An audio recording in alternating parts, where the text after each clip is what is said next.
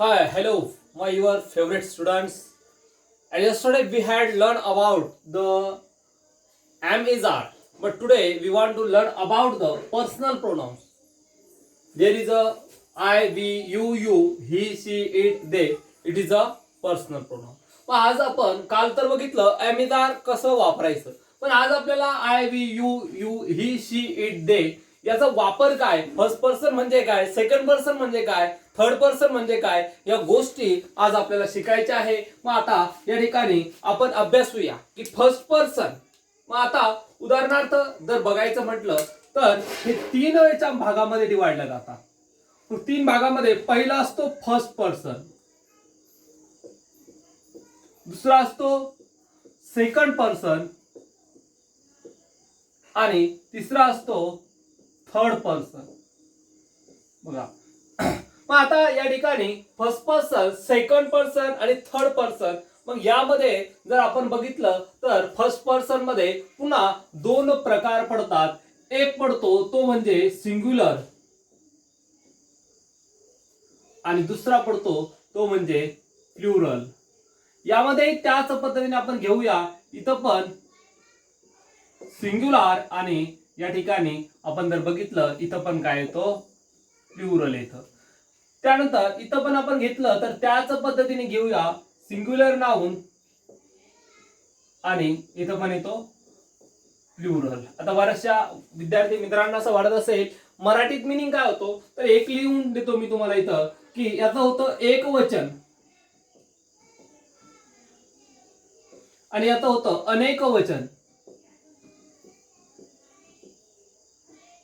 तर बघा विद्यार्थी मित्रांनो, आपण सोप्याकडून अवघडकडे जातोय. मी कालच सांगितलं जे सोपं आहे ते शिकल्यानंतर अवघड्याकडे आपल्याला जायचं आहे.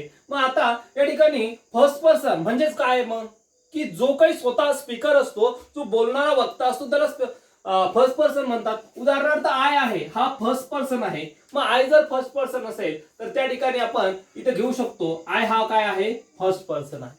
मग आय म्हणजे काय, तर आय म्हणजे मी होतो मित्रांनो.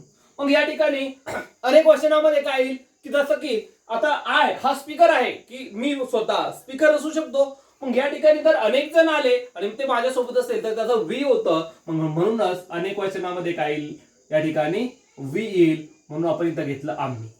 तसंच आपण पुढे गेलो सेकंड पर्सन मध्ये. मग सेकंड पर्सन मध्ये काय होतं की सेकंड म्हणजे काय, आपल्या समोरील जो आहे त्याच्यासोबत आपण डिस्कशन करतोय तो सेकंड पर्सन असतो. उदाहरणार्थ मी समोरच्या समोर त्याला काय म्हणतो, मी तू ये बाबा, तू काय करतोय, व्हॉट आर यू डुईंग.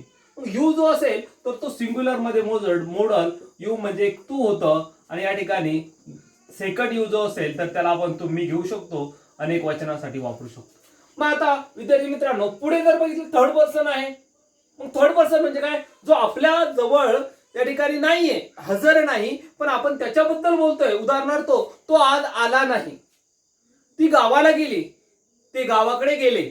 या पद्धतीने आपण त्या ठिकाणी थर्ड पर्सन वापरू शकतो. मग सिंग्युलर मध्ये कोणकोणते येईल मित्रांनो, तर ही, शी आणि इट या ठिकाणी सिंग्युलर नाउन मध्ये येईल. मग ही म्हणजे काय, तर ही म्हणजे तो, त्यानंतर शी म्हणजे ती, इट म्हणजे तो, ती, ते. दो आपण कोणताही वापरू शकतो, तो, ती, ते. आणि प्लुरल मध्ये आपण घेऊ शकतो दे. काय घेऊ शकतो, दे. म्हणजे हे काय होतं, ते. आता बघा एकदम सोपा सुटसुटीत चार्ट तुम्हाला बनवून दिला. मग सोपा सुटसुटीत चार्ट काय आहे, पर्सनल प्रोनाउन आहे.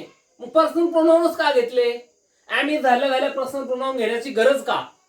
बऱ्याचशा वाटू शकतं सर आपण तर डायरेक्टली पर्सनल प्रोनाउन वर गेला, मग एवढी मोठी उडी कशासाठी. तर ती उडी नाही मित्रांनो. तर त्या ठिकाणी आपल्याला काय करायचं होतं की जे काही personal pronoun I, we, he, she, it, they याचा वापर शिकायचा आहे. म्हणून मी त्या ठिकाणी तुम्हाला हा एक चार्ट दाखवलेला आहे. आणि या चार्ट मार्फत आपल्याला पुढील जे काही आपले वाक्यरचना आहे ती वाक्यरचना शिकायची. मग आता समजा उदाहरणार्थ मी आता या ठिकाणी फर्स्ट पर्सन घेतलेला आहे. काय घेतलेला आहे, फर्स्ट पर्सन. मग मी इथं घेतला मी, आय घेतला, फक्त काय घेतला, आय. आणि काल बघितलं होतं आपण आयला काय लावतो आपण मित्रांनो, तर आय एम म्हणजे काय आहे, मी आहे. बघा आपण आता त्या ठिकाणी येतोय, बघा काय झालं, मी आहे. मग आय घेतला म्हणजे आय एम, तर मी आहे. मग जसं जसं आपण पुढे जाऊया तर अनेक वचन घेतलं वी, तर वी ला आपल्याला या ठिकाणी काय वापरावं लागेल, वी आर म्हणजे काय, आम्ही आहोत. काय होईल, आम्ही आहोत. त्याच पद्धतीने आपण सेकंड पर्सनचा विचार केला तर सेकंड पर्सन मध्ये आपल्याला काय मिळणार आहे की त्या ठिकाणी तू म्हणजेच काय यू आर, काय यू आर म्हणजेच काय आहे तू आहे, काय आहे तू आहे. त्यानंतर पुढचं हे बघितलं तर इथं काय येईल यू आर, पुन्हा तेच येईल यू आर म्हणजेच काय तुम्ही आहात, काय येईल तुम्ही आहात. आणि थर्ड नंबरला आपण जर गेलो तर या ठिकाणी आपल्याला बघायचं आता सिंग्युलर थर्ड पर्सन मध्ये सिंग्युलर नाउन जर बघितलं ही, आता इथं घेतो मित्रांनो मी, मग ही म्हणजे काय तो आहे. आपण काय करू शकतो ही इज म्हणजे काय तो आहे. मग त्यानंतर दुसरं जर बघितलं आपण तर इथं शी दिलेलं आहे, मग ती घेतलं आपण शी इज म्हणजे काय ती आहे, इथं ती आहे. त्यानंतर आपण जर बघितलं तर पुढचा जो आहे तर इट, इट, मग इटला आपल्याला या ठिकाणी काय वापरावं लागेल इज, इट इज म्हणजे ते आहे. आता इट हे कुठं वापरायचं, केव्हा वापरायचं, कसं वापरायचं हे आपण अभ्यासणारच आहोत. त्यानंतर शेवटचं राहिलं ते म्हणजे दे, मग काय येईल दे, याला फक्त काय येईल पुन्हा आर, तर काय आहे ते आहेत.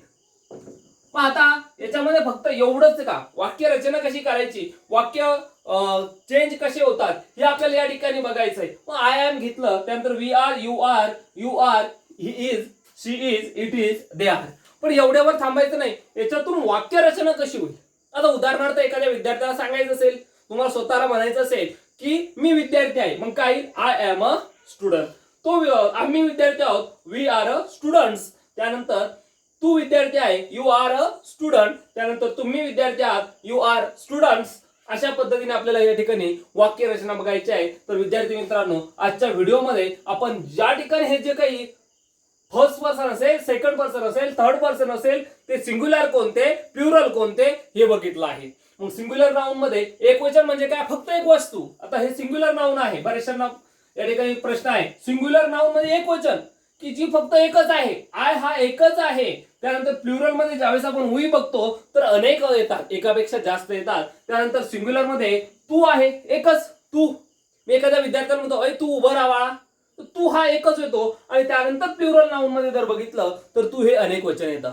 अशाच पद्धतीने थर्ड पर्सन आपण बघितला. आणि हा जो काही असेल तर सर्वांनी या ठिकाणी व्यवस्थित याचा स्क्रीनशॉट काढून घ्यायचा आहे आणि पुढील व्हिडिओ लगेच आपण या ठिकाणी घेऊन येणार आहोत.